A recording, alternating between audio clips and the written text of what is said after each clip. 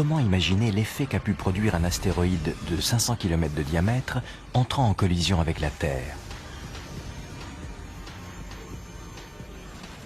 Cette reconstitution a été réalisée sous le contrôle d'experts en géophysique.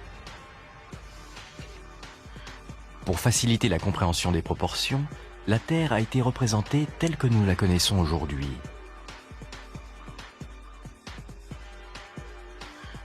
Un astéroïde de 500 km de diamètre est par exemple plus long que la plus grande des îles qui composent le Japon.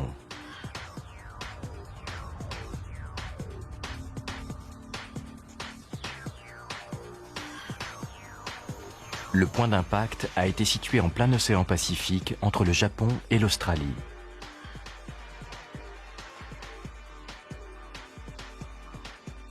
La vitesse de cet astéroïde est de 72 000 km/h, mais comme il est énorme, tout semble se dérouler au ralenti.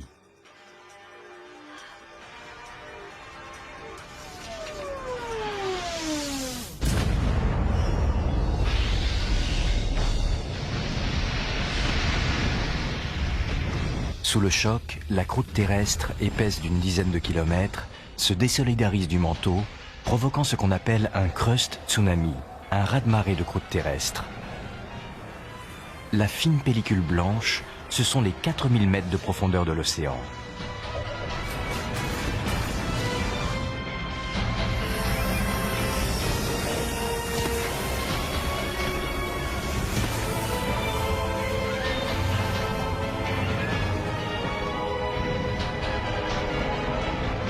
L'archipel du Japon est instantanément pulvérisé.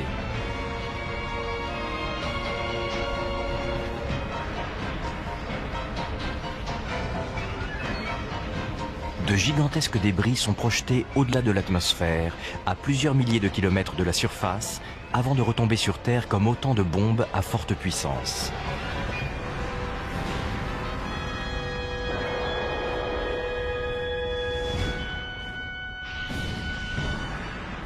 La lèvre du cratère forme une immense chaîne de montagnes de 7000 mètres d'altitude.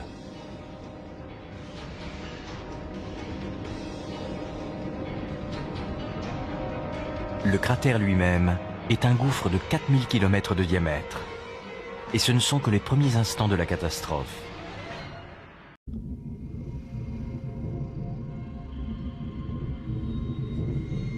Cet immense dôme brûlant qui surplombe le cratère quelques instants après l'impact, c'est la vapeur de roche.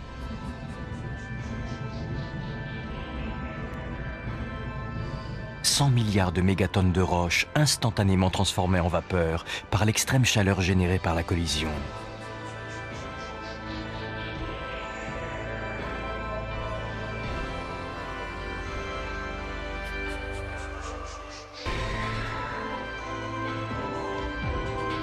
Après s'être gonflée en forme de dôme, cette masse de vapeur de roche s'aplatit et se répand à grande vitesse dans toutes les directions.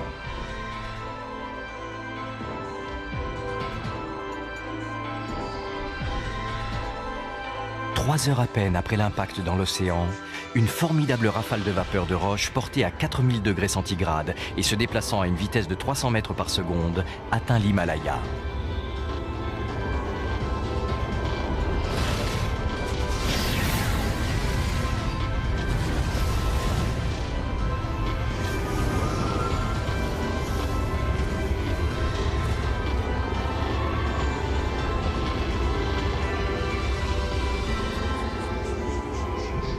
La vapeur de roche atteint maintenant l'Amazone, à l'opposé du point d'impact sur le globe.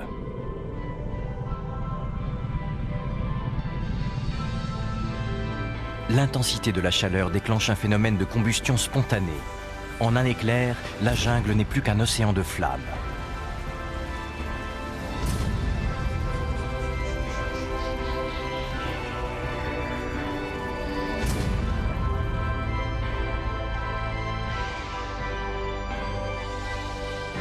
« 24 heures après l'impact, l'ensemble de la planète est enveloppé d'un nuage de vapeur de roche à haute température.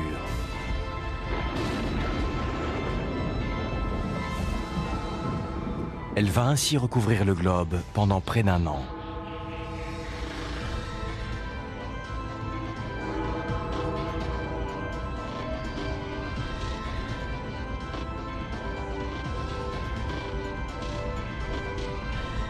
L'océan, le berceau de la vie, n'échappe pas à la catastrophe.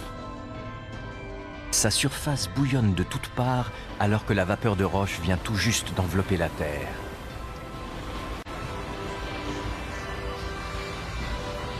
Il entre en ébullition. La violence de l'évaporation fait baisser le niveau de l'eau au rythme inimaginable de 5 cm par minute.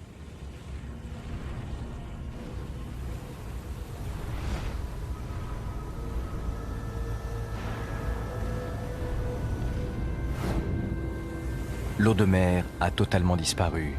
Il ne reste que le sel. Mais lui aussi s'évapore rapidement. Le plancher océanique est maintenant à nu et toujours soumis à cette température extrême.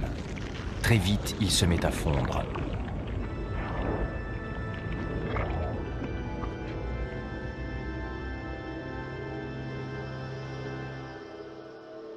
Un mois seulement après l'impact, voici à quoi ressemblerait notre Terre sous son linceul de vapeur de roche.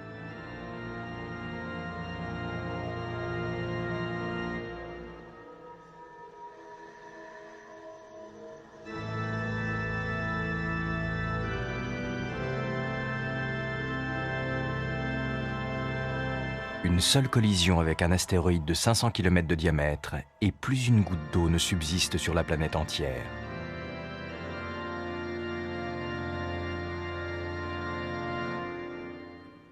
Lorsque cet événement s'est produit, il aurait dû éradiquer toute vie de la surface du globe. Et pourtant, nous sommes là.